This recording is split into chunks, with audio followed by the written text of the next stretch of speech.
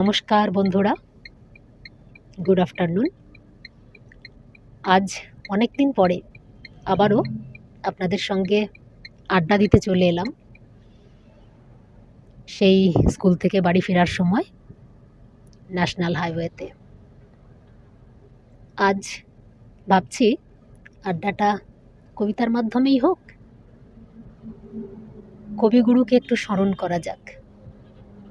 তার লেখা কবিতা সাধারণ মেয়ে। আমি অন্তঃপুরের মেয়ে, চিনবে না আমাকে? তোমার শেষ গল্পের বইটি পড়েছি শরৎবাবু, বাসি ফুলের মালা। তোমার নায়িকা এলোকেশীর মরণদশা ধরেছিল ৩৫ বছর বয়সে। ২৫ বছর বয়সের সঙ্গে ছিল তার রেষারেষি। দেখলেম তুমি মহোদাশয় বটে, জিতিয়ে দিলে তাকে। নিজের কথা বলি, বয়স আমার অল্প। একজনের মন ছুঁয়েছিল আমার এই কাঁচা বয়সের মায়া, তাই জেনে পুলক লাগতো আমার দেহে। ভুলে গিয়েছিলেম অত্যন্ত সাধারণ মেয়ে আমি। আমার মতো এমন আছে হাজার হাজার মেয়ে, অল্প বয়সের মন্ত্র তাদের যৌবনে। তোমাকে দোহাই দিই, একটি সাধারণ মেয়ের গল্প লেখো তুমি। বড় দুঃখ তারও স্বভাবের গভীরে অসাধারণ যদি কিছু তলিয়ে থাকে কোথাও, কেমন করে প্রমাণ করবে সে? এমন কজন মেলে যারা তা ধরতে পারে? কাঁচা বয়সের জাদু লাগে ওদের চোখে, মন যায় না সত্যের খোঁজে। আমরা বিকিয়ে যাই মরীচিকার দামে। কথাটা কেন উঠল তা বলি। মনে করো তার নাম নরেশ। সে বলেছিল কেউ তার চোখে পড়েনি আমার মতো। এত বড় কথাটা বিশ্বাস করব যে সাহস হয় না, না করব যে এমন জোর কই। একদিন সে গেল বিলেতে, চিঠিপত্র পাই কখনো বা। মনে মনে ভাবি রাম রাম, এত মেয়েও আছে সে দেশে, এত তাদের ঠেলাঠেলি ভিড়, আর তারা কি সবাই আবিষ্কার করেছে এক নরেশ সেনকে, স্বদেশে যার পরিচয় চাপা ছিল 10-এর মধ্যে।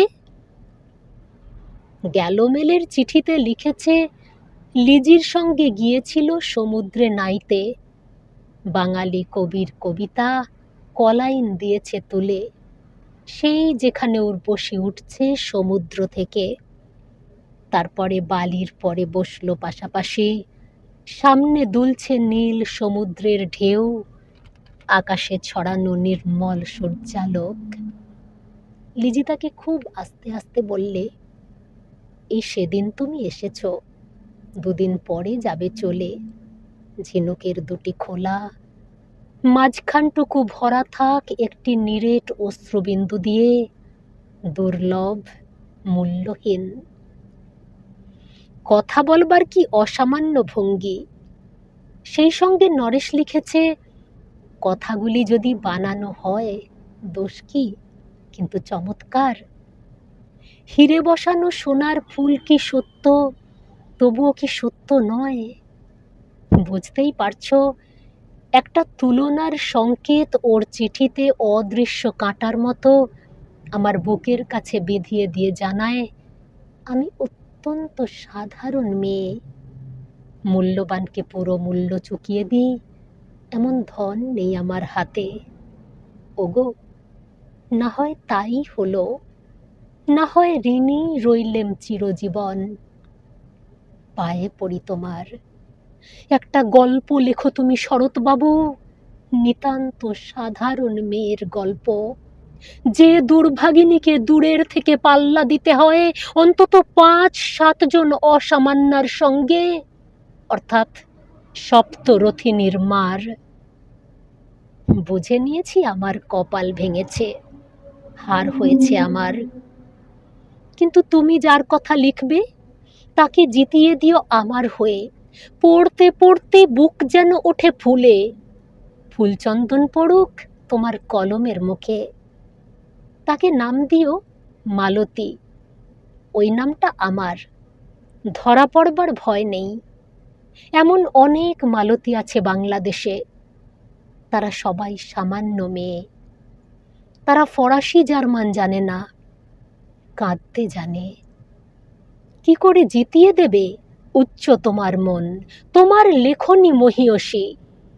তুমি হয়তো ওকে নিয়ে যাবে ত্যাগের পথে, দুঃখের চরমে, শকুন্তলার মতো।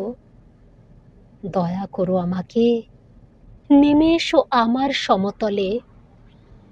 বিছানায় শুয়ে শুয়ে রাত্রির অন্ধকারে দেবতার কাছে যে সম্ভব বর মাগি, সে বর আমি পাব না, কিন্তু পায় যেন তোমার নায়িকা।